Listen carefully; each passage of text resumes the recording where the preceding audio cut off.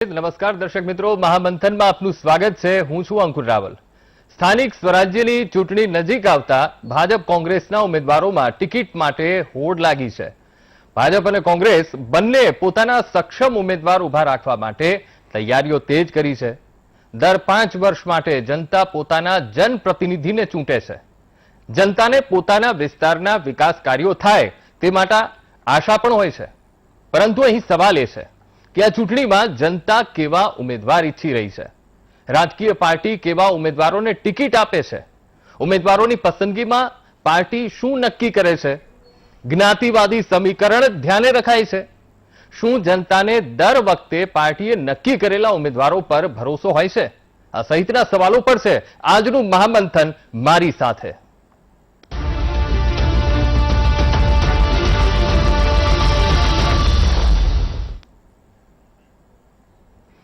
દર્શક મિત્રો, આજના મહામંથનમાં ખૂબ જ રસપ્રદ આ વિષય છે કે ચૂંટણીમાં જનતા કેવા ઉમેદવાર ઈચ્છે છે, કારણ કે દર 5 વર્ષનો આ પ્રશ્ન હોય છે। જનતાના પ્રશ્નો તો ઠેરના ઠેર હોય છે।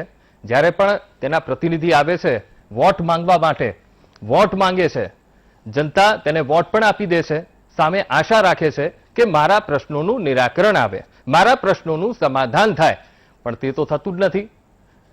વિકાસ કાર્યો થાય પોતાના વિસ્તારમાં તો તે પણ થતા નથી। પ્રશ્નો ઠેરના ઠેર હોય છે।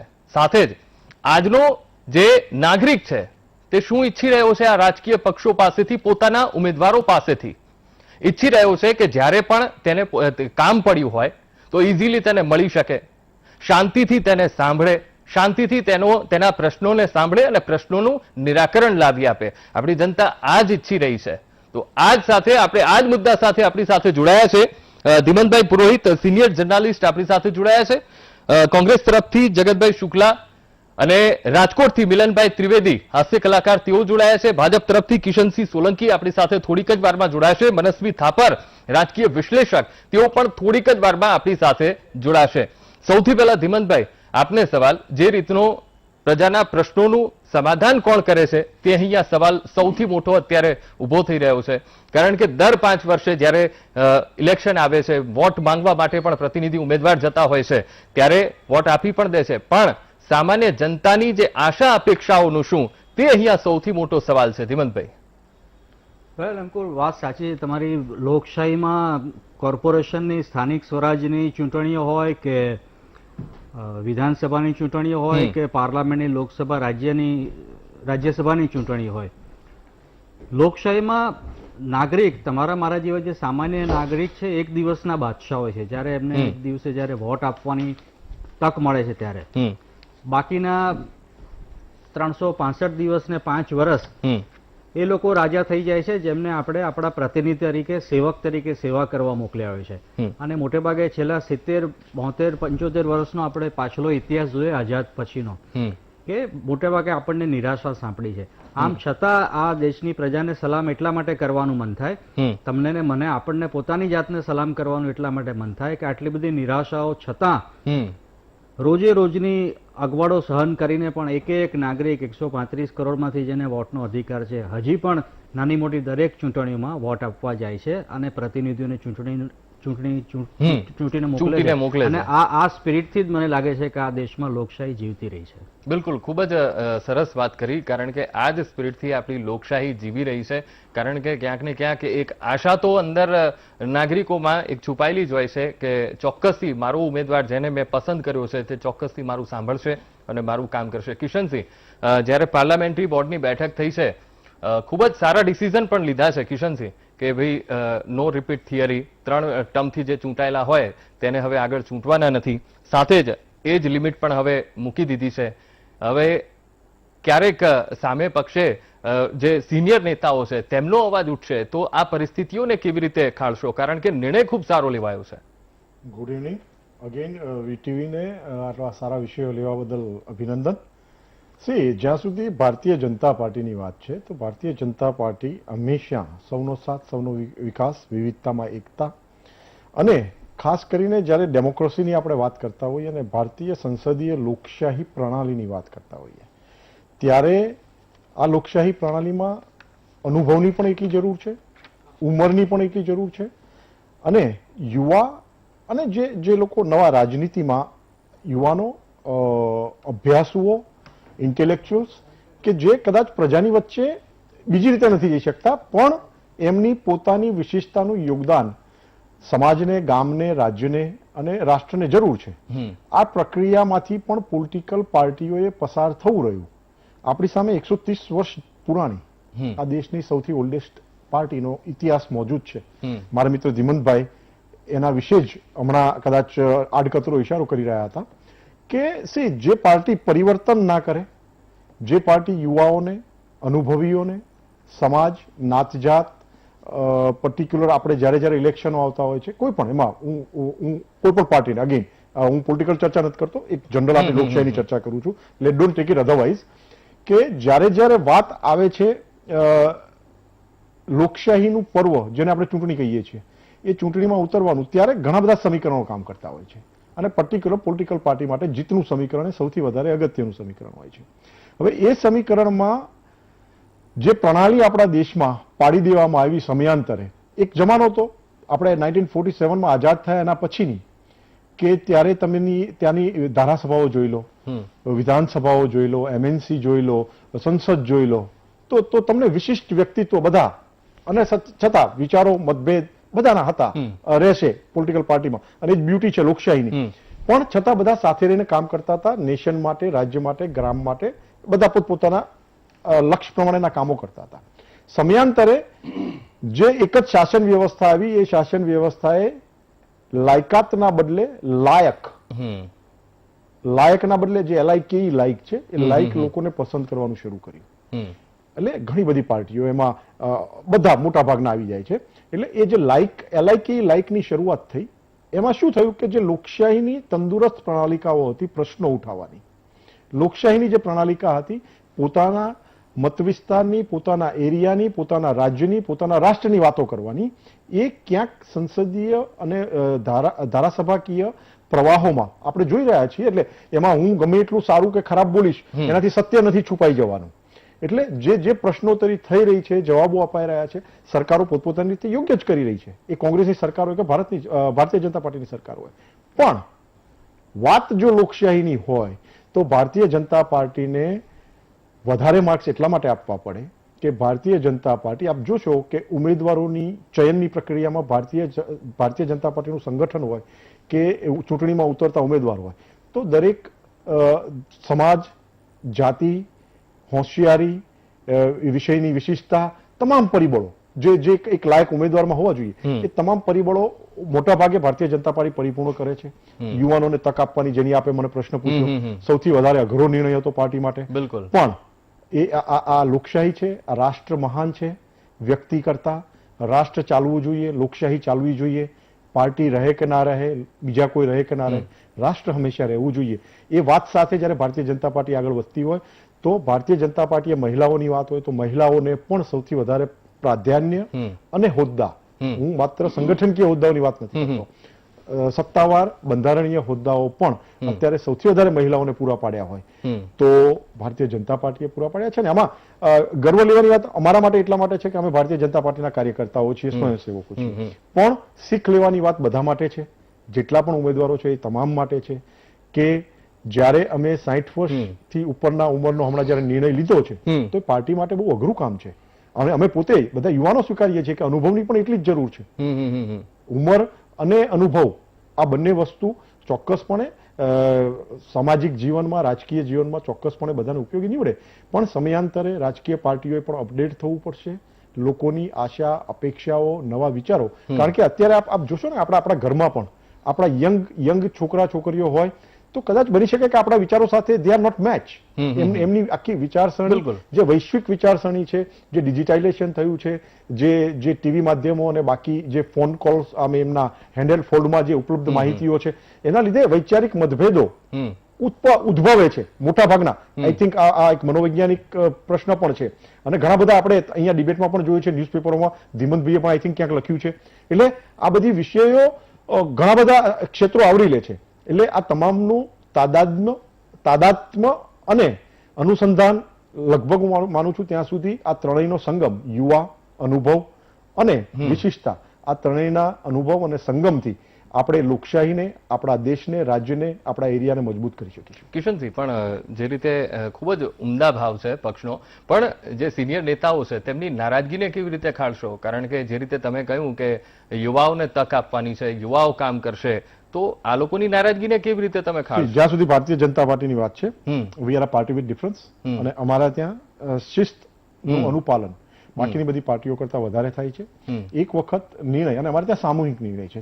That's a basically difference between the other parties and Bharatiya Janata party, કે અમારા ત્યાં સામૂહિક નેતૃત્વનો નિર્ણય છે. એક વખત સામૂહિક નેતૃત્વનો નિર્ણય લેવાઈ જાય, એના પછી બધા જ ખભે ખભા મિલાવીને કામ કરે છે. એ આપણે 1990 થી 2021 સુધી ભારતીય જનતા પાર્ટી ગુજરાત પ્રદેશમાં જોતા આવ્યા છીએ. એટલે યસ, હોઈ શકે, બધાને કઈ રાજકારણમાં કોઈ કાયમી કાર્યકર્તા બનીને રહેવા માટે નથી આવતું. અમારા જે પ્રમુખશ્રી છે CR પાટીલ સાહેબ ઓપન સભામાં કહી ચૂક્યા છે કે બધાની ઈચ્છા, અપેક્ષાઓ અને આગળ વધવાની, તમારામાં જો ખેવના જ ના હોય તમે રાષ્ટ્રને કેવી રીતે આગળ લઈ જવાના છો? એટલે બધાની એ કંઈ ખોટું નથી, બધા ટિકિટ માંગે. અને જે લોકો 3 ટર્મ ભોગવી ચૂક્યા છે, જે લોકોનો એક ઉંમરનો ક્રાઇટેરિયા છે, તો નવા લોકો માટે પણ જગ્યા બનવી જોઈએ. એવો પાર્ટીના અમારા અત્યારે તો આપણા દેશ, આખો દેશ, not only the Bharatiya Janata party, આખો દેશ યંગ લોકોનો દેશ છે, યુવાઓથી ભરપૂર દેશ છે. તો યુવાઓને પણ એટલું પ્રાધાન્ય મળવું જોઈએ. એ જોવાની જવાબદારી એ અનુભવી રાજનેતાઓ ભારતીય જનતા પાર્ટીના હોય કે બીજી કોઈ પાર્ટીના હોય, એમની પણ છે. ને એ રાજકીય પાર્ટીઓ નું જે મોવડી મંડળ છે એની પણ એટલી જ જવાબદારી છે કે મહિલાઓ, યુવાનો, અનુભવીઓનો સંગમ કરી અને આ રાષ્ટ્રને આપણે જે એક વિશ્વગુરુ બનાવવાનું સ્વપ્ન જોઈ રહ્યા છીએ, ત્યાં સંયુક્ત સાથે લઈને પહોંચાડીએ. બિલકુલ. જગતભાઈ, જે રીતે કોંગ્રેસ પાર્ટી માટે સૌથી મોટી લડાઈ બહારની તો લડાઈ છે જ, પણ હવે અંદરની પણ લડાઈ છે, અને હવે વિશ્વાસને લઈને પણ પ્રશ્નાર્થ છે. કેવી રીતે આ બધી પરિસ્થિતિઓને ખાળશો અને આગળ વધશો? નમસ્તે દર્શક મિત્રો. પહેલા તો બહુ જ સુંદર વિષય ઉપર મને આમંત્રણ મળ્યું છે કે જેની અંદર રાજકીય હુંસાતુસી વગર એકબીજાના વિચારો દર્શકો સુધી મૂકી શકીએ એવો સરસ મુદ્દો છે. આપે જે વાત કરી, તો ઉમેદવારોની પસંદગી સિવાયની આપણે વાત કરી. આપણે જે કીધું કે ઉમેદવારોના કારણે જે પરિસ્થિતિ ઊભી થશે, તો પહેલા તો હું આપને એ કહીશ કે આજની વાસ્તવિક કોંગ્રેસની જે પરિસ્થિતિ છે, એ ભારતીય જનતા પાર્ટી જે રીતે લોકો સમક્ષ રજૂ કરી રહી છે, એવી જો ખરેખર હોત તો ઉમેદવારો આટલી મોટી સંખ્યામાં ચૂંટણી લડવા માટે પ્રેરાયા ના હોત. રાજકીય પરિસ્થિતિ ગ્રાઉન્ડ લેવલે લોકડાઉન પછીથી અને 5 વર્ષના ભારતીય જનતા પાર્ટીના અમદાવાદ મ્યુનિસિપલ કોર્પોરેશનના શાસન બાદ આજની જે તળિયાની પરિસ્થિતિ છે, પ્રજા જે નારાજ છે, પ્રજામાં જે આશાઓ, અપેક્ષાઓ હતી એ પૂરી કરવામાં સંપૂર્ણપણે નિષ્ફળ ગયેલી પરિસ્થિતિની અંદર લોકડાઉનથી માંડી અને 5 વર્ષની અંદર વિકાસના નામે જે પરિસ્થિતિઓ છે, એ પરિસ્થિતિઓ જે ઠગારી નીવડી છે, લોકોની આશાઓ ઠગારી નીવડી છે, તેના કારણે આજે એક ઉમળકો છે કોંગ્રેસના કાર્યકરોમાં અને પ્રજાનો મિજાજ જાણી ગયા છે. એટલે સ્વાભાવિક રીતે લોકો આજે પોતાની ઉમેદવારી માટે દાવો કરી રહ્યા છે. એટલે જે પરિસ્થિતિ ઊભી થઈ છે, એ તમારી વાત 100% સાચી છે કે ભાઈ ભૂતકાળની અંદર જે બનાવો બન્યા હતા એના કારણે કોઈ પણ માણસ એ વિચારી શકે કે કોંગ્રેસમાં આ પરિસ્થિતિઓ વારંવાર બનતી હોય છે, પણ આ ફેરી એવી પરિસ્થિતિ છે નહીં. કોંગ્રેસ છેલ્લા અમદાવાદ શહેર કોંગ્રેસ સમિતિ, જો અમદાવાદની જ વાત કરીએ તો અમદાવાદ શહેર કોંગ્રેસ સમિતિ છેલ્લા 1 વર્ષથી ચૂંટણીને ધ્યાનમાં લઈને સંગઠનની અને ચૂંટણીની તમામ તૈયારીઓ કરી રહી હતી. એટલે લોકોની સાચી અપેક્ષાઓ પૂરી કરી શકે અને લોકોની વચ્ચે રહી અને સાચી સમજ આપી શકે. મારે તો આપના માધ્યમથી એક વસ્તુ એ કહેવી છે કે તમે જે ઉમેદવારવાળી વાત કરી છે, તો પ્રજાએ એ પણ સમજી લેવું જરૂરી છે કે કોર્પોરેટરની જવાબદારીઓ શું છે અને કોર્પોરેટર ધારે તો પોતાના વિસ્તાર માટે શું શું કરી શકે છે અને કોર્પોરેટર બન્યા પછી એમને શું શું સવલતો આપવામાં આવે છે. આજે આપના માધ્યમથી હું પૂછવા માંગુ છું કે કંઈક લોકોને 90% લોકોને ખબર નહીં હોય કે પોતાના વિસ્તારની સાર સંભાળ અને ઇન્ફ્રાસ્ટ્રક્ચરના કામો કરવા માટે એક કોર્પોરેટરને 25 લાખ રૂપિયા જેટલું માતબર રકમ આપવામાં આવે છે. એટલે એક વોર્ડની અંદર 4 કોર્પોરેટરો તો દર વર્ષે 1 કરોડ રૂપિયાનું માતબર બજેટ લોકોએ ભરેલા નાણાંમાંથી ફાળવવામાં આવે છે લોકોની સુખાકારી માટે અથવા તો લોકોના પ્રશ્નોના નિરાકરણ માટે. તો શું એ 1 કરોડ રૂપિયા પોતાના વિસ્તારમાં વપરાય છે કે નહીં, એ પ્રજાએ પણ જાગૃત થઈને તેમના ચૂંટાયેલા કોર્પોરેટરને પૂછવું જોઈએ. ઉમેદવાર સારો છે ખોટો છે એ બધી વસ્તુ પછી આવે છે, પણ પહેલા તો ઉમેદવારો ના જે જવાબદારીના કામો છે એ પ્રજાએ ખાસ કરીને જાણી લેવા જોઈએ કે એ લોકોએ એમના માટે કર્યા છે કે નહીં, અને મતદાન કરતા પહેલા એ સર્વૈયું ચેક કરવું જોઈએ કે ભાઈ આ પ્રકારના કાર્યો કરવા માટે એ લોકો સફળ ગયા છે કે નથી ગયા.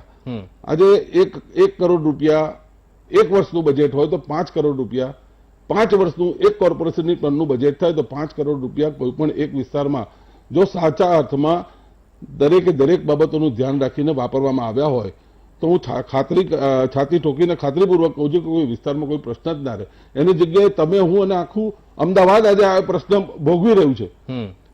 રસ્તાના ખાડા હોય, ડ્રેનેજના કામો હોય, ગંદકીના કામો હોય કે પાણીના પ્રશ્નો હોય. હું મધ્ય ઝોનમાંથી આવું છું, ખાડિયા વિસ્તારમાંથી આવું છું, હું ઓલ્ડ સિટીમાંથી આવું છું, એટલે મને વાસ્તવિક પરિસ્થિતિ ખબર છે કે ભાઈ આજની તારીખમાં અમદાવાદ મ્યુનિસિપલ કોર્પોરેશનની રચના થઈ ત્યારથી અત્યાર સુધીમાં હજી પણ પાણીના કકળાટો એટલા ને એટલા જ છે.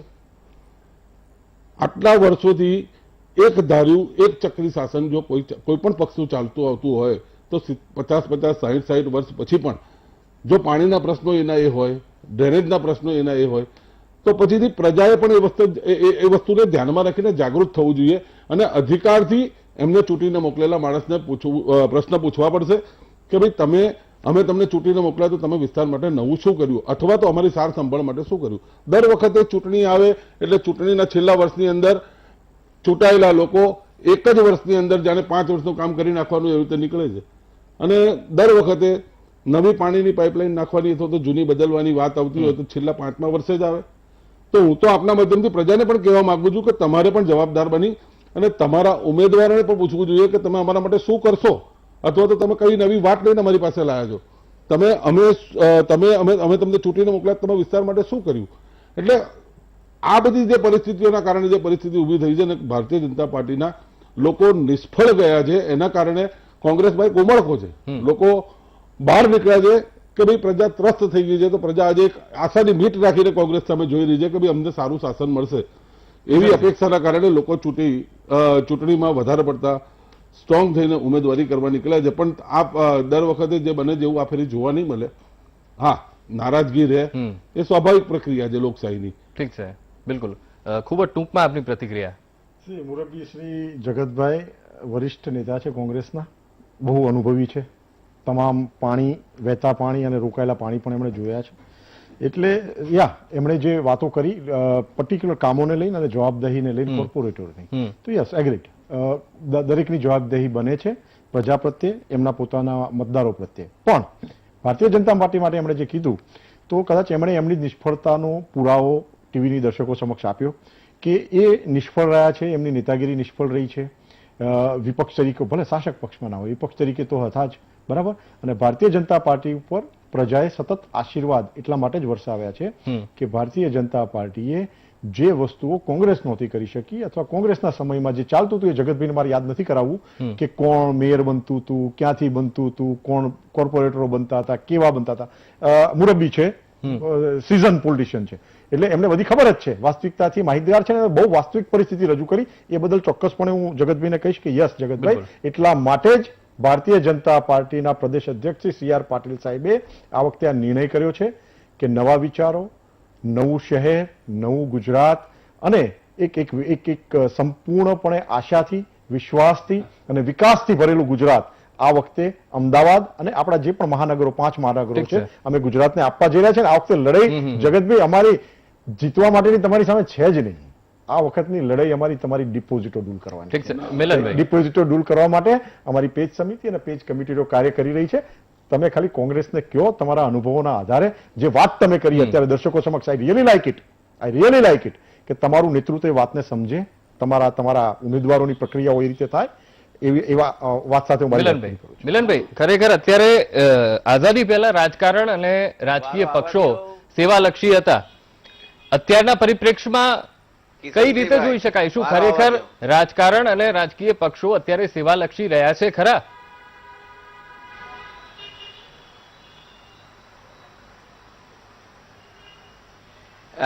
પહેલા તો બહુ સારો વિષય વીટીવીની પીઠ થાબડવી પડે કે બહુ રાઈટ ટાઈમે બહુ સરસ અત્યારે ઉમેદવારો મૂર્તિયાઓની પસંદગીનો માહોલ ચાલે છે. એટલે પહેલા તો કિશનસિંહભાઈ અને જગતભાઈ શુક્લા બંને મારા માટે આદરણીય છે, વડીલ છે, એમને એક વિનંતી કે મુદ્દાથી ભટકો નહીં. આપણે આ ચૂંટણી મેનિફેસ્ટોની કોઈ વાત નથી થતી કે અમે શું કર્યું, તમે શું કર્યું, તમે કેમાં નિષ્ફળ ગયા, અમે તેમાં. માત્ર એક જ મુદ્દો છે કે પ્રજાને કેવા ઉમેદવાર જોવે છે. આ મુદ્દે જ વાત કરશો તો હું બે હાથ જોડીને વિનંતી કરું કે વીટીવીનો ટાઈમ નહીં બગડે, દર્શકોનો ટાઈમ નહીં બગડે અને જે માહિતી જોવે છે એ સંપૂર્ણ મળશે. હવે વાત રહી કે ઉમેદવારની પસંદગીની, તો એક પ્રજા કેવું ઈચ્છે છે, હું એક પ્રજા તરીકે વાત કરું છું કે પ્રજા કેવા ઉમેદવારને પસંદ કરવા માંગે છે. તો પ્રજા હંમેશ એવું ઈચ્છતી હોય કે અમારી વચ્ચેનો, અમારું હિત જોતો, અમારું કાર્ય કરતો એવો કોઈ વ્યક્તિ ચૂંટાય, નહીં કે કોઈ પક્ષના નેતાનો વહાલો કે દવલો. જે બંને પક્ષમાં આ વખતે ત્રિપાંખીયો જંગ છે, આપ પણ ઝુકાવે છે અને લગભગ તમામ બેઠક ઉપર લડે છે, એટલે આ વખતે ત્રિપાંખીયો જંગ છે. તો ઉમેદવારની પસંદગીમાં વહાલા દવલા નહીં, પણ જે ટકોરા બંધ હશે ને, એક ભણતર, ગણતર અને જણતર, આ ત્રણ વસ્તુ સાહેબ યાદ રાખવા જેવી. જણતરમાં ગવર્મેન્ટે નિયમ કર્યો જેને 3 સંતાનો હોય એ ચૂંટણી નહીં લડી શકે, આવું મને ખ્યાલ છે.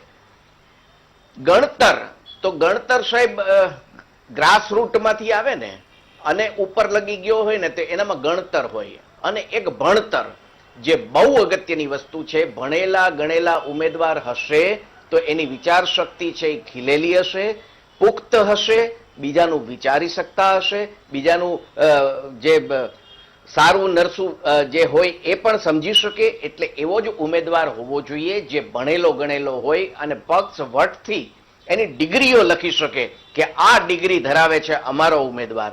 એટલે ભણતર, ગણતર અને જણતર, આ ત્રણેયના નિયમો પરફેક્ટ હોવા જોઈએ, જે પ્રજા તરીકે હું ઈચ્છું છું.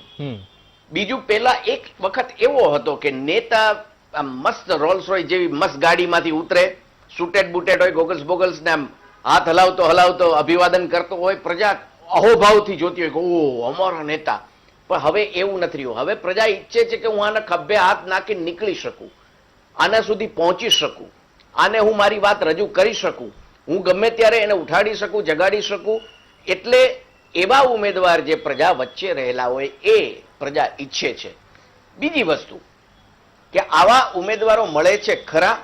હા, પક્ષ છે એ તમામ રીતે ચારણો મારી અને એવા ઉમેદવાર થોડાક મળે એને પસંદ પણ કરે છે. પણ અગેન શું થાય છે મને ખબર નથી. 5 વર્ષ માટે ચૂંટાયેલો અમારો જાત અનુભવ છે સાહેબ, કે જેના માટે અમે દોડ્યા હોઈએ કે ભાઈ આ અમારા મિત્ર છે, સારી વ્યક્તિ છે અને મત આપજો. સાહેબ ચૂંટાયા પછી એમનો ફોન સુદ્ધા નથી ઉપડતો, ફોન પણ કરતા નથી કે વિસ્તારમાં આવતા પણ નથી કે તમારી કાંઈ વ્યવસ્થા, કાંઈ ચૂક છે. હવે સાહેબ સુરેન્દ્રનગરનો દાખલો લ્યો તો સુરેન્દ્રનગરમાં વિકાસના નામે અઢળક સાહેબ થયું છે. 600 કરોડનો પ્રોજેક્ટ હમણાં આખો એક પતી ગયો, પણ છતાં ડેમ આખો ભરાયેલો હોય તો પણ 5 દિવસે જ પાણી આવે. આનું શું કરવું? એટલે દરેક જગ્યાએ પ્રશ્નો છે ને એ ઉકેલાતા નથી. અને દર વખતે પાછું એવું આશ્વાસન પણ અપાય સાહેબ, ગટરની મોટી મોટી લાઈનો નખાય, ખોદાય, પાછો રોડ થાય, પાછી બીજી લાઈન નખાય, પાછો રોડ ખોદાય. વિકાસના કાર્યો અવિરત થાય છે, પણ પ્રોપર માર્ગદર્શન વગર જ્યારે થતું હોય ત્યારે એ પ્રજાના પૈસાનો વેડફાટ થાય છે. ને પ્રજા એ નથી ઈચ્છતી કે મેં ઉમેદવાર જે પસંદ કર્યો છે એ પ્રજાના પૈસાનો વેડફાટ કરે. બીજું એક ટ્રાન્સપરન્સી ઈચ્છે છે પ્રજા છે ને ઉમેદવાર પાસે. ઉમેદવારનું હવે તો ઓનલાઈન બધાનો સિનેરિયો આવવાનો છે કે ઉમેદવાર શું ભણેલો છે, એની ઇન્કમ શું છે, શું કરે છે. સાહેબ એક ખાસ નિયમ કરવાની જરૂર છે કે જેની ઉપર ક્રિમિનલ ઓફેન્સ હોય, એફઆઈઆર નોંધાયેલી હોય અને એની ઉપર ગુનાહિત મુકદમો ચાલતો હોય એને તો ટિકિટ ન જ મળવી જોઈએ. કારણ કે આવા ઉમેદવાર છે ને એ પ્રજા એની આગળ જઈ પણ નથી શકતી, એના વિરુદ્ધ બોલી પણ નથી શકતી. આવી પરિસ્થિતિમાં તમામ પક્ષ, જેટલા પક્ષ છે એમની એક નૈતિક જવાબદારી છે કે સાહેબ તમે લોકો ઉમેદવારની પસંદગી એવી રીતે કરો કે પ્રજા શાંતિથી, સારી રીતે અને નિર્ભય થઈ એની આગળ રજૂઆત કરી શકે. એના માટે એમ કે વર્ષોથી મેં હમણાં એક બ્લાઇટ મૂડની વાત કરું, મેં એક ભાઈને પૂછ્યું, મેં કીધું કેવો ઉમેદવાર તમે પસંદ કરવાની ઈચ્છા તમારી, એમ કે તમને કેવો ઉમેદવાર હોય તો ગમે. હવે સાહેબ પક્ષનો આમ નિચોડ થયેલો કાર્યકર, મને કે ગમે એ કાર્યકર હોય, થોડોક શરીરમાં હળવો હોય ને તો સારું, હાળો ખભે ઉપાડવો પડે ને થાકી જવાય. એટલે આ ક્રાઇટેરિયા ન હોવો જોઈએ સાહેબ. આપણે ભલે ભારે કામ હોય પણ કામનો, પ્રજાના કામ જે કરતો હોય એવી વ્યક્તિ જો લડશે તો અને તો જ પ્રજા ચલાવી લેશે. અને પ્રજાને ખાસ સાહેબ આ મારી સૂચના છે, વિનંતી છે બે હાથ જોડીને કે સાહેબ એક જ દિવસ તમારા હાથમાં આવે છે, એક જ દિવસના તમે રાજા છો. જો એક દિવસના રાજા, જેમ ઓલું ફિલ્મ આવ્યું હતું ને, એક દિવસના મુખ્યમંત્રી બનીને ધબધબાટી બોલાવી દે છે, ઈ તાકાત આજ મતદારોની છે સાહેબ. કોઈ પક્ષ ન જોતા, કોઈ નેતા ન જોતા, કોઈ વસ્તુ જોયા વગર સારા ઉમેદવારને જ પસંદ કરજો, એના સામે જ બટન દબાવજો. તો અને તો જ સાહેબ આપણને સારા ઉમેદવાર પસંદ થશે અને ચૂંટાશે તો જ આપણને હક છે એમની આગળ ફરિયાદ કરવાનો. બાકી બહાર બેઠા સાહેબ આપણે મતદાન પણ ન કરીએ અને ફરિયાદ કરીએ કે ફલાણાના આવા ઉમેદવાર હોય છે, આવા ઉમેદવાર, તમને કોઈ હક જ નથી. એટલે તમામ પક્ષને પણ વિનંતી કે ભણેલા ગણેલા સારા ઉમેદવારો જ પસંદ કરો, પ્રજા વચ્ચેથી કરો, કોઈ વહાલા દવલા નહીં કે આ 25 વર્ષ જૂનો કાર્યકર છે એને તો ટિકિટ આપવી જ પડે ને સાહેબ. એનું તમે વંશાવળી જુઓ ને, આખો એનો બાયોડેટા જુઓ ને તો તમને કેટલાય ગુનાખોર ઇતિહાસ પણ એમાં સમાયેલા હોય, તો એને ટિકિટ ન અપાય સાહેબ. એ તમે પ્રજાનું અહિત કરો છો. એટલે મહેરબાની કરી અને જેટલા પક્ષો છે એ ઉમેદવારની પસંદગીમાં ખાસ ધ્યાન રાખે, કેમ કે અમે પ્રજા તરીકે ઈચ્છીએ છીએ કે સારો ઉમેદવાર અમારી વચ્ચેનો આ આવે. બીજી વસ્તુ કે સાહેબ, એક ઉમેદવાર સેવા કરવા માટે આવે છે કે નોકરી કરવા માટે, આ એક પેલા નક્કી હોવું જોઈએ. શું કામ કે જો નોકરી છે તો એક ક્રાઇટેરિયા હોવો જોઈએ. જેમ મારે ક્લાર્કનું ફોર્મ ભરવું હોય સાહેબ તો મારું ગ્રેજ્યુએશન ફરજિયાત હોવું જ જોઈએ, તો જ હું ક્લાર્કનું ફોર્મ ભરી શકું છું. જો આ નોકરી છે, કેમ કે એમાં પેન્શન મળે, પગાર મળે, બધું મળે, તો સાહેબ ક્રાઇટેરિયા પ્રમાણે ચાલુ કે ગ્રેજ્યુએશન નીચેનાને ફોર્મ ભરવા મળશે નહીં. આ 60 વર્ષનો નિયમ છે, સારો છે, વૃદ્ધો છે એ હવે સલાહ આપે, બાકી યંગસ્ટર્સ લડે. પણ સાહેબ આ એક મુદ્દો પણ ઉમેરવા જેવો છે કે અને જો માત્ર સેવા છે તો એનું પેન્શન ન હોય, એનો પગાર ન હોય. એટલે આ પણ ગવર્મેન્ટ એક નિયમ કરવા જેવો છે. પણ વસ્તુ એવી છે કે જ્યારે પોતાના હિતની વાત હોય ત્યારે બધા જ પક્ષો કુલડીમાં ગોળ હલાવી અને થોડુંક થોડુંક ચાટી લે છે. એટલે આ પ્રજા સમજે છે. આ વખતે પ્રજાને એક દિવસના બાદશાહ થવાનો, રાજા થવાનો ખાસ ઉમળકો રહેવો જોઈએ. તમામ લોકો બહાર નીકળજો અને માત્ર ને માત્ર ભણેલા ગણેલા સારા સેવાભાવી એવા જ ઉમેદવારને પસંદ કરજો, જેથી કરીને પક્ષ, જે કોઈ પક્ષ હોય એને પણ એક સારો સંદેશ જાય કે હવે લાલિયાવાડી નહીં ચાલે. હવે ગમે એવા ઉમેદવારને થોપી દેશો કે ભાઈ આ મારો સગો છે એને ટિકિટ મળવી જ જોઈએ, આ વખતે મને નહીં તો મારા વાઈફને આપો, મને નહીં તો મારા ભત્રીજાને આપો, મને નહીં તો મારા છોકરાને આપો. આ બધી વાત ન હોય સાહેબ. તમે જે એકબીજા પક્ષો એકબીજા ઉપર વંશાવળીની કોમેન્ટ્સ કરતા હો છો કે આ પક્ષ છે એ તો એમ કે પેઢી દર પેઢી દરેકને હલાવે, તો બે પક્ષના રેકોર્ડ મારી પાસે છે, બિલકુલ મુખ્ય પક્ષના, કે કોણે કેટલી વંશાવળી ચલાવી છે અને હજી કેટલી ચાલે છે. એટલે એ કોઈ વાત નથી. માત્ર ને માત્ર કામા વહાલા છે સાહેબ, કામ કરે એને જ ટિકિટ આપો, પ્રજા વચ્ચેનાને આપો, ભણેલા ગણેલાને આપો, ગુનાહિત ઇતિહાસ ન હોય એવાને આપો.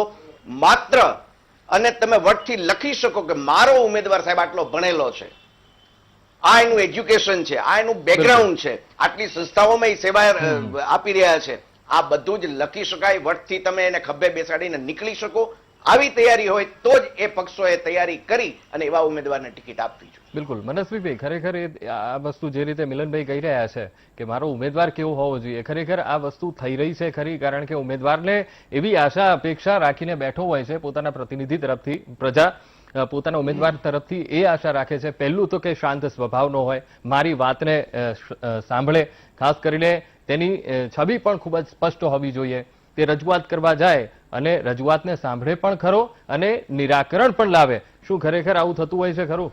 नहीं, बिल्कुल नहीं होता, क्योंकि मैं अगर आपको बोलूं कि 2019 के लोकसभा का रिकॉर्ड बोलूं, 50% से ज्यादा हमारे जो एमपी हैं, माननीय एमपी जो हमारे, उनका क्रिमिनल रिकॉर्ड बैकग्राउंड से है.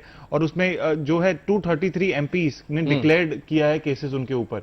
और इसमें दोनों पार्टियों का बहुत ज्यादा योगदान है. बीजेपी कांग्रेस में दोनों ने एक्सपोनेंशियली ग्रोथ किया है. तो इसका मतलब क्या है कि जिसका ज्यादा क्रिमिनल केसेस उतना ज्यादा चांसेस होते हैं पॉलिटिक्स में आने के. बिल्कुल, एक चीज ये है.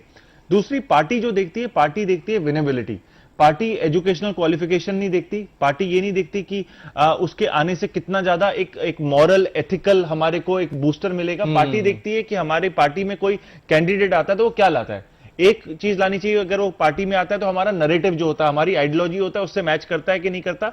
दूसरा होता है कि हमारा पॉलिटिकल कई बार स्टॉप गैप अरेंजमेंट होता है कि अगर हम कई बार क्या होता है, कांग्रेस के ज्यादातर अभी पिछले कुछ सालों की अगर बात करें, कांग्रेस के लोग जब रिजाइन करते हैं एमएलए के थ्रू तो उनको टिकट देनी पड़ती है। तो वो पार्टी जब होती है, जैसे बीजेपी एक पार्टी है, कैडर बेस्ड पार्टी, तो वो सोच के नहीं करती कि इनको देनी पड़ेगी, पर क्योंकि राज्यसभाओं की सीटें जीतनी होती तो रिजाइन करवाते हैं, फिर उनको देनी पड़ती है। जो हमने पिछले इलेक्शंस में देखा है, उनको टिकट देनी पड़ी। तो इससे क्या होता है कि जो लीडर्स होते हैं, बड़े बड़े लीडर जैसे किशन भाई है हमारे, तो इनका जो चांस होता है एमएलए बनने का या एमपी बनने का, वो रुक जाता है या लेट हो जाता है, क्योंकि आउटसोर्स लीडर आ जाती है। और ये स्टॉप गैप अरेंजमेंट की बात हुई।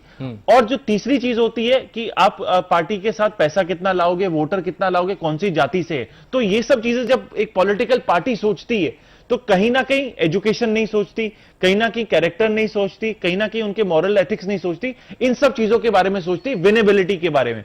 और जब आप सिर्फ विनेबिलिटी के बारे में सोचते हो तो वोटर्स को क्या चाहिए? एक म्युनिसिपल इलेक्शन जो होता है, अब अभी जो मैं आपको बात करूं, जो ये लोकल इलेक्शन है, ये सबसे ज्यादा हमको टच करते हैं। एमपी इलेक्शन होता है, एमपी का इलेक्शन, लोकसभा का जब इलेक्शन होता है तो देश का इलेक्शन होता है। बिल्कुल। तो देश के इलेक्शन में मुझे अहमदाबाद बैठे बैठे कोई खास मेजर फर्क नहीं पड़ता, क्योंकि मेरे रोड रास्ता जो है वो म्युनिसिपल कॉर्पोरेशन के दायरे में आते। मेरे को जो गार्डन की फैसिलिटी मिलेगी वो यहां पे मिलेगी। मेरा जो मेट्रो है जो पिछले 20 सालों से बन रहा है, आज तक नहीं बना, वो यहां पे बनेगा। तो उससे हमारे देश के इलेक्शन से कोई फर्क नहीं पड़ता, स्टेट के इलेक्शन से फर्क नहीं पड़ता।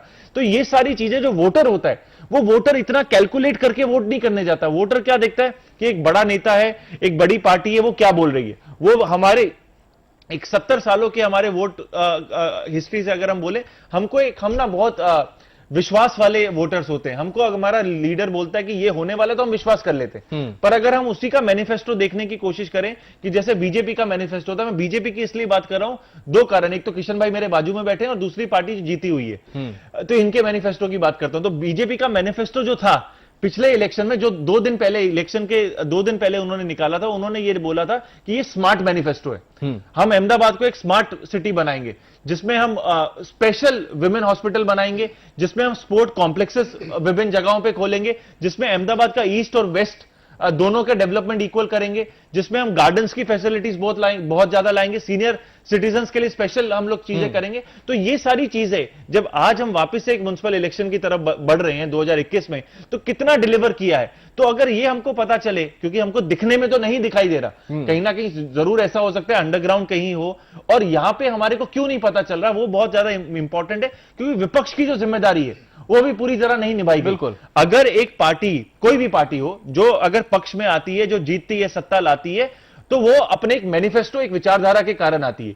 और विपक्ष की जिम्मेदारी, क्योंकि हमारे देश का जो पार्लियामेंट है बहुत बढ़िया पार्लियामेंट है, उन्होंने विपक्ष की जिम्मेदारी इसलिए रखी है कि विपक्ष सवाल पूछे। विपक्ष जिन जिन कारणों के कारण इनको वोट मिला था, उसके बाद वो सवाल पूछे। विपक्ष इस चीज में विफल हो जाता है, और ये कहीं ना कहीं एक बाउंसर मिलता है एक पॉलिटिकल पार्टी को, इस केस में बीजेपी को, कि वो अपनी मर्जी से काम कर रही है। ऐसा नहीं कि डेवलपमेंट नहीं हुआ, ऐसा नहीं कि विकास की बातें नहीं हुई और काम नहीं हुआ, हाँ हो रहा है, पर उसकी स्पीड जो है वो मेट्रो की स्पीड से नहीं चल रही, बुलेट ट्रेन की स्पीड से नहीं चल रही, जिससे उम्मीद हमको थी।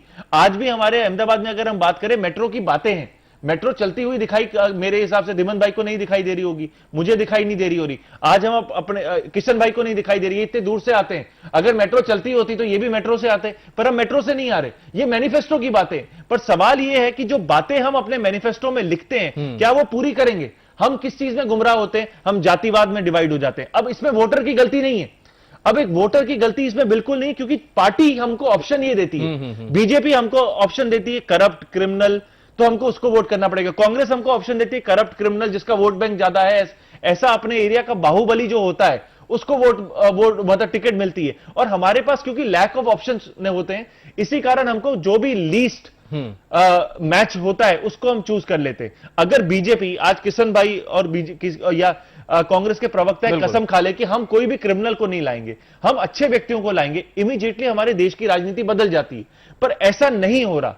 तो ये जो चीज है, ये हम सबको सोचने की जरूरत है। एज वोटर्स हमको सोचना पड़ेगा कि हम एक धारा में जब चलते हैं धारा इन द सेंस एक हवा जब चल रही है किसी पॉलिटिकल पार्टी की, उस विचारधारा से 20 सालों में, 25 सालों में, 5 सालों में, 2 सालों में हमारे को कितना फर्क पड़ा है? क्या हमारा देश आगे बढ़ रहा है? क्या हमारा अहमदाबाद या राजकोट या सूरत आगे बढ़ रहा है कि नहीं बढ़ रहा है? ये सवाल हमको अपने आप से पूछने पड़ेंगे। बिल्कुल, और जब बिल्कुल। ये सवाल हम अपने आप से नहीं पूछेंगे तभी बार बार क्या होता है, एक फुटपाथ कटता है, वापस से 6 महीने बाद आ जाता है, एक रोड एक बारिश तक ही चलती है, दूसरी बारिश में फिर से गड्ढे हो जाते हैं। तो ये सारे जवाब, जिम्मेदारी किशन भाई की और कांग्रेस के प्रवक्ताओं की। क्यों हमारे देश में, हम एक विकसित देश है, एक ताजमहल है, लाल किला है, इतने सालों से पड़ा हुआ है, पर हमारी सड़कें हर 6 महीने में टूट जा रही, तो इनके जवाब कौन देगा? બિલકુલ બિલકુલ આ જ સૌથી મોટો પ્રશ્ન છે અને પ્રજાને પણ વીટીવી અપીલ કરે છે કે તમારો કિંમતી વોટ, તમારો જે ઉમેદવાર હોય સજ્જન ઉમેદવારને તમે આપજો અને જે તમારી વાતને સાંભળે તેની છબી પણ સ્પષ્ટ હોય અને ખાસ કરીને રાજકીય પક્ષો પણ એવા જ ઉમેદવારને ટિકિટ આપે કે જેની છબી સ્પષ્ટ હોય। ચર્ચાનો દોર યથાવત રહેશે, રોકાઈશું એક બ્રેક માટે। પૂર્ણ મુદ્દા ઉપર અત્યારે ચર્ચા ચાલી રહી છે કે ચૂંટણીમાં જનતા કેવા ઉમેદવાર ઈચ્છી રહી છે, કારણ કે જનતા પોતાના ઉમેદવારને ચૂંટે છે અને જે આશા અપેક્ષા રાખે છે તે આશા અપેક્ષા પૂરી નથી થતી, ત્યારે જનતાનું અહીંયા દિલ દુભાય છે। ધીમંતભાઈ, ખાસ કરીને જ્યારે ચૂંટણીમાં જનતા કેવા ઉમેદવાર ઈચ્છે છે આ પણ એક સવાલ છે, કારણ કે જ્યારે પ્રજા ઈચ્છી રહી છે કે મારો ઉમેદવાર શાંત સ્વભાવનો હોવો જોઈએ, સ્પષ્ટ તેની સ્વચ્છ છબી હોવી જોઈએ, હું પણ જે કંઈ પણ રજૂઆત લઈને જઉં તે રજૂઆત પણ મારી સાંભળે અને તે પૂરી કરે, ખરેખર અહીંયા પ્રજાએ પણ જવાબદાર બનવું પડશે એવું નથી લાગતું? વેલ અંકુર, તમે જો વીટીવી એ ચર્ચા ઉપાડી છે, એકેડેમિકલી વાત બરાબર છે, પણ દિલ કો બહેલાને કો ગાલી બી એ ખ્યાલ અચ્છા એના જેવી વાત છે। જનતાને પૂછે છે કોણ? બિલકુલ, આ સૌથી મોટો પ્રશ્ન છે। આપણે કહીએ ને, બહુ દેશી કહેવત છે, મિલનભાઈને ખબર હશે કે જાનમાં કોઈ જાણે ને હું વરની ફઈ। જનતા લોકશાહીમાં ભલે કહેવાય છે, કહેવા માટે કેન્દ્રમાં છે, પણ આ જે ઉમેદવારો નક્કી થાય છે અત્યારે કમલમમાં, કિસાનભાઈના કમલમમાં કે જગતભાઈના રાજીવ ગાંધી ભવનમાં તો નહીં કહું, કારણ કે એ લોકો ફાર્મ હાઉસમાં કરે છે આ બધી વ્યવસ્થા, ઉમેદવારોના ચેનની। ત્યાં આગળ તમને કોઈ એન્ટ્રી છે ખરી જનતાને, તમને કે મને? ત્યાં શું થાય છે તમને કે મને કોઈને ખબર છે? જે ઉમેદવારોની પસંદગી થાય છે, એક બહુ જૂની બીજી કવિતા મને યાદ આવે, તમે ગાલિબથી શરૂઆત કરી એટલે હવે તો ઈવીએમ આવી ગયા, પણ જ્યારે બેલેટ પેપર્સ હતા એ વખતે એક કવિએ લખેલી કવિતા છે કે ચૂંટણીમાં એ લોકો જ જીતી ગયા, ચૂંટણીમાં અંકુર એ લોકો જ જીતી ગયા જેમના નામ પર મેં ચોકડી મૂકી હતી। જનતાએ મોટા ઉપાડે, મોટા ઉત્સાહથી વોટિંગ તો કરવાનો એ મતદાનના દિવસે, પણ આખરે એને મેં કીધું એમ રડવાનો વારો આવતો હોય છે। છેલ્લા 70 વર્ષથી રડે છે આ જનતા। જનતાને ખરેખર કોઈ પૂછે છે કે આખરે ઉમેદવારોનો જે ક્રાઇટેરિયા છે બહુ ક્રાંતિકારી ખ્યાલ છે। બીજેપીએ જે હમણાં નવો મૂક્યો છે કે 60 થી મોટાને ટિકિટ નહીં આપવાની, યુવાનોને ટિકિટ આપવાની, 3 ટર્મથી જે છે એમને ટિકિટ નહીં આપવાની, સગાવાલાને ટિકિટ નહીં આપવાની, તો એના કરતા બી મોટો બહુ ક્રાંતિકારી વિચાર છે જે ખરેખર એનો અમલ કરે તો 4મી તારીખે આપણને ખબર પડશે, લિસ્ટ આવશે એટલે હજી પ્રેશરનો સામનો બીજેપી કેટલું કરી શકે છે। પણ પેલા એક સાધુ મહારાજ જેવી વાત છે કે ભાઈ સાધુ મહારાજ જો પોતે ગોળ ખાતા હોય તો એ માં બાળક લઈને એની પાસે જાય તેને શિખામણ ના આપી શકે કે બેટા તું ગોળ નાખો, તો પેલા મહારાજે ગોળ છોડવો પડે। હવે પાર્ટીના અધ્યક્ષ જે પોતે 3 ટર્મથી સાંસદ છે એ કોર્પોરેટરોને શિખામણ આપે કે તમે 3 ટર્મ વાળા છો એટલે તમને ટિકિટ નહીં મળે, તો એની પાર્ટી ઉપર અસર કેટલી પડે? જે પાર્ટી, નરેન્દ્રભાઈ તો બહુ મોટા નેતા છે, એમને પરિવાર નથી, એમના કોઈ સગાવાલા નથી, એમના કોઈ સગાવાલાને કોઈ ક્યાંય એપોઇન્ટમેન્ટ આપતા નથી, કોઈ કોન્ટ્રાક્ટ આપતા નથી, બહુ મોટી વાત છે। પણ એ સિવાયના બીજેપીના જે નેતાઓ છે, આપણે બીજા આખું લિસ્ટ આપી શકીએ જેમના છોકરાઓ ક્યાંક ને ક્યાંક એમપી હોય, એમએલએ હોય, એ ઇલેક્શન સિવાય પણ બીજી જગ્યાએ ક્યાંક ગોઠવેલા હોય, મોટા મોટા નેતાઓના નામ આપણે આપી શકીએ, ગુજરાતના અને ભારતના નેતાઓના નામ। એટલે સગાવાદ કોંગ્રેસમાં જ પરિવારવાદ એવું છે એવું નથી, બીજેપીમાં પણ એટલો જ પરિવારવાદ છે। અને જો ખરેખર એનો અમલ કરી શકે કે 3 ટર્મ વાળાને નહીં આપવાની, તો એની શરૂઆત પેલા ગરીબની જોરું જેવા કોર્પોરેટરો ઉપર શા માટે? જો તમે પોલિસી બનાવો તો સ્થાનિક ઇલેક્શનમાં પણ બનાવો, વિધાનસભામાં પણ બનાવો, લોકસભા રાજ્યસભામાં પણ બનાવો, અને જોડે જોડે એ પોલિસી તો ચોક્કસ બનાવો કે કોંગ્રેસમાંથી તોડીને અમે નહીં લઈએ રાજ્યસભા માટે। સૌથી અગત્યની વાત તો એ જ છે, પક્ષ પલટાની તોડવા માટેની। જો સુધારો કરવા બેઠા છો તો બીજેપીને તો આપણે પીઠ થાબડવી પડે કે આટલા મોટા ક્રાંતિકારી સુધારા કરે છે, પણ એ ક્રાંતિકારી સુધારા માત્ર કોર્પોરેશન, જિલ્લા પંચાયત, તાલુકા પંચાયતની ચૂંટણીઓ પૂરતા ના રહેવા જોઈએ। બીજેપી એક રાષ્ટ્રીય પાર્ટી છે, ગુજરાતમાં એનું રાજ છે, ગુજરાત સિવાય કેટલા રાજ્યોમાં એનું રાજ છે, દેશ ઉપર એનું રાજ છે. તો એ અત્યારે ધારે તે ક્રાંતિકારી સુધારા કરી શકે. જો ભારતને વિશ્વગુરુ બનાવવાની આ પાર્ટી વાત કરતી હોય, એક ન્યૂ ઇન્ડિયાની વાત કરતી હોય, તો ન્યૂ ઇન્ડિયાના બીજ તો આમાં પડ્યા. તમે જે કહો છો કે સગાઓને ટિકિટ નહીં આપી, એ અદભુત વાત છે, આખી ક્રાંતિકારી વાત છે લોકશાહી માટે. 3 ટર્મની હું તો કહું છું, 1 ટર્મ પછી બીજી વખત ટિકિટ આપવી જ ના જોઈએ. 135 કરોડનો દેશ છે, કેટલા હીરા પડ્યા છે. તમે 3-3, 5-5 ટર્મ સુધી 60 વર્ષની વાત કરો છો. વડાપ્રધાનને પોતાને 72 વર્ષ થયા. 82 વર્ષના કેટલાક દિલ્હીમાં હજી બેઠેલા નેતાઓ છે 90 વર્ષના, એમને હજી એમના દાઢમાં ક્યાંક ક્યાંક વડાપ્રધાન થવાના સપનાઓ આવે છે. ગુજરાતમાં પણ હશે એવા. એક ક્રાંતિકારી સુધારાઓની શરૂઆત માત્ર કોર્પોરેશન પૂરતી નહીં, પણ વિધાનસભા, લોકસભા સુધી બધે થવી જોઈએ. અને બીજેપી માટે હું તો માનું છું કે એક ગોલ્ડન ઓપોર્ચ્યુનિટી છે દેશ બદલવાની. એમના માટે દેશમાં એમનું રાજ છે, રાજ્યમાં એમનું રાજ છે. તો આ તક છે કે આ જે એક ક્રાંતિકારી વિચાર CR પાટીલ, હું નથી માનતો કે માત્ર CR પટેલનો વિચાર હોય, બીજેપીમાં હોય કે કોંગ્રેસમાં પહેલા હતું એમ કે ઉપરથી આખું પાણી પર્ક્યુલેટ થઈને નીચે આવતું. એટલે વિચાર ચોક્કસ નરેન્દ્રભાઈ આપ્યો હશે. CR પાટીલ એનો અમલ કરે છે અને મજબૂત રીતે અમલ કરે છે. અત્યાર તો લાગે 4મી તારીખે લિસ્ટ આવશે એટલે ખબર પડશે કેટલું મજબૂત છે. પણ હું ચોક્કસ એને પીઠ થપથપાવું છું બીજેપીની આ માટે, અને આ વિચારોના અમલ નીચેથી માંડીને ઉપર સુધી થવો જોઈએ. જગતભાઈ, મુદ્દે વિચારોના મૂળમાં જઈએ તો આ વિચારનો રાજનૈતિક વિચાર છે એવું કહીશ. એન્ટી ઇન્કમ્બન્સી માટે જવાબદાર ભ્રષ્ટ લોકો ફરી વખત પ્રજા સમક્ષ મત પક્ષને અપાઈ નહીં શકવાની જે ભૂમિકા છે, એના કારણે આ બહુ મહત્વનો નિર્ણય હોઈ શકે એવું મારું વ્યક્તિગત માનવું છે. બીજી વસ્તુ કે જે 3-3 વર્ષથી, 5-5 વર્ષથી, 7-7 વર્ષથી, છેલ્લા કેટલાય વર્ષથી 2005થી ભારતીય જનતા પાર્ટીનું શાસન છે. આજે વિકાસની વાતો કરી અને વિકાસની વાતોના માધ્યમ દ્વારા અમદાવાદ શહેરના વિકાસની વાત કરીએ તો વિકાસ પ્રજા પોતે અનુભવી રહી છે કે વિકાસ કેટલો થયો છે. આજે સારી વસ્તુ બતાવવા માટે થઈ, દાખલા તરીકે કિશનસિંહે કીધું, આમ તો કિશનસિંહ મારા નાના ભાઈ છે, વર્ષોથી 25-30 વર્ષ કોલેજના ટાઈમથી અમે બંને મિત્રો છીએ. પણ હું ચોક્કસ કહીશ કે રાજનૈતિક વાત કરવા કરતા જે લોકોને ટાળી શકાતા નહોતા, અથવા તો જે લોકો જવાબદારી બન્યા હતા, કમ્પલ્સન બન્યા હતા, એવા લોકોને ટાળવા માટેનો આ એક કિમિયો છે કે એ લોકોને પ્રજા સમક્ષ મૂકવાથી એમની પાસે અઢળક ફરિયાદો જે લોકોની પાર્ટી પાસે આવી હતી એ લોકોને ટાળવા માટેનો આ એક કિમિયો છે.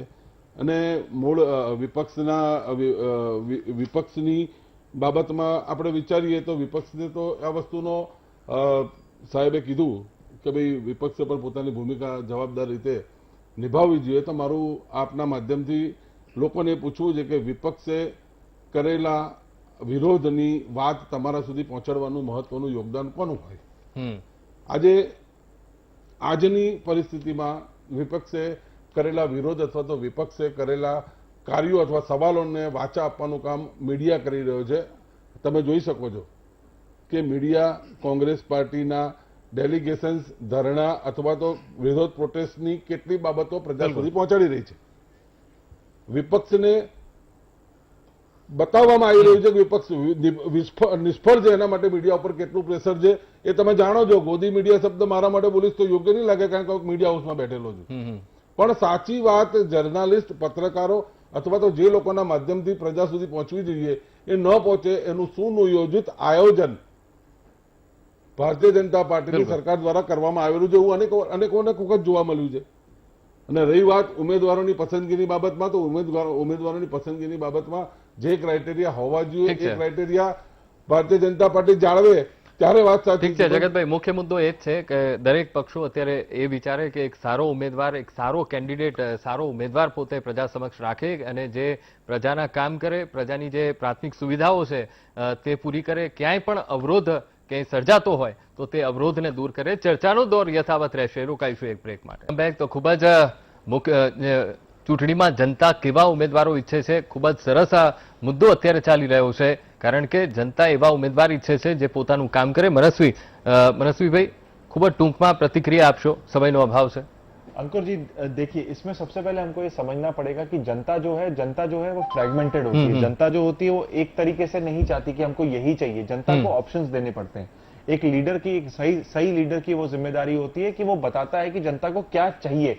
आज के समय में जिस तरीके से हमको पर पर्सन जो ट्री का रेशो है गुजरात में वन ऑफ द लोएस्ट है, और कनाडा की अगर मैं बात करूं वहां पे एक आदमी के ऊपर 10,000 पेड़ है। तो वहां पे हमको सोचना है कि हम अपने गुजरात को, अहमदाबाद को, राजकोट को, सूरत को ग्रीन सिटी कैसे बनाएंगे। हमको ये सोचना है कि सोलर टेक्नोलॉजी किस तरीके से आगे बढ़ाएंगे। हमको ये सोचना है कि जिस तरीके से युवा बेरोजगारी है, जहां पे क्या होता है, ये जो सिटीज है, म्युनिसिपल लोकल लिमिट्स है, यहाँ पे क्या रूरल पॉपुलेशन माइग्रेट करती है, तो इनको कैसे हम एब्जॉर्ब करेंगे, इनको कैसे हम एम्प्लॉयमेंट देंगे। तो ये सारी चीजों के ऊपर सोचने की जरूरत है, क्योंकि पार्टियां इन सब चीजों के बारे में नहीं सोचती। पार्टियों का कहीं ना कहीं जो तरीका होता है वो वोट के ऊपर ज्यादा केंद्रित होता है, वोटर के ऊपर केंद्रित नहीं होता। तो ये डिफरेंशिएशन जब पार्टियां करने लग जाएंगी, कहीं ना कहीं म्युनिसिपल इलेक्शन हो, चाहे स्टेट इलेक्शन हो या देश के इलेक्शन हो, हमारा देश आगे बढ़ता जाएगा। वोटर के ऊपर सोच होनी चाहिए, वोट के ऊपर सोच ना हो, तो कहीं ना कहीं हम लोग आगे बढ़ सकते हैं। बिल्कुल मिलन भाई, टूंक में अपनी प्रतिक्रिया।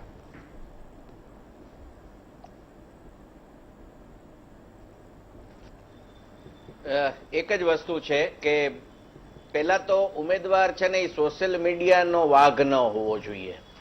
આ એક પ્રજા તરીકે હું ઈચ્છું, કેમ કે સોશિયલ મીડિયા છે ને મેન્યુપ્લેટ કરી અને ગમે તેને હીરો બનાવી શકે છે, ગમે તેને વાઘા પહેરાવી શકે છે, ગમે એવા જરકસી જામા પહેરાવી શકે છે. એટલે પ્રજા જે ઈચ્છે, પ્રજાનો એક મત હોવો જોઈએ. તમે રેન્ડમલી કોકને પૂછી શકો, ભાઈ તમારા આ ઇલેક્શન એવું છે કે આ લોકલ લેવલનું ઇલેક્શન છે, આમાં રાષ્ટ્રીય મુદ્દાની જરૂર નથી, કોઈ પણ પક્ષે રાષ્ટ્રીય મુદ્દા ઉછાળવાની જરૂર નથી. ભલે ધીમેથી નીચેથી જ રાષ્ટ્રનું નિર્માણ થતું હોય છે, પણ અહીંયા પ્રજાને પોતાના રોજબરોજના પ્રશ્નો છે ને એ અગત્યના હોય છે. તમે ડેવલપમેન્ટ કરો છો, દેખાતું ડેવલપમેન્ટ કરો છો, વાત સાચી, પરંતુ એ દેખાતા ડેવલપમેન્ટમાં જે ખર્ચ થાય છે તેનો પ્રજાને હિસાબ આપો છો, એમાંથી કેટલા ખવાઈ જાય છે, પ્રજા બધું જાણે છે. પ્રજાને ખબર પડે છે કે આ બંધ કેટલાનો બંધાય, આ પુલ કેટલાનો બને, આ અંડરબ્રિજ કેટલાનો બને, આ બગીચો કેટલાનો બને, આ વૃક્ષ કેટલાના આવે, આ સમિયાણો કેટલા રૂપિયામાં થાય, આ ડેકોરેશન કેટલા રૂપિયામાં થાય, બધું જ જાણે છે.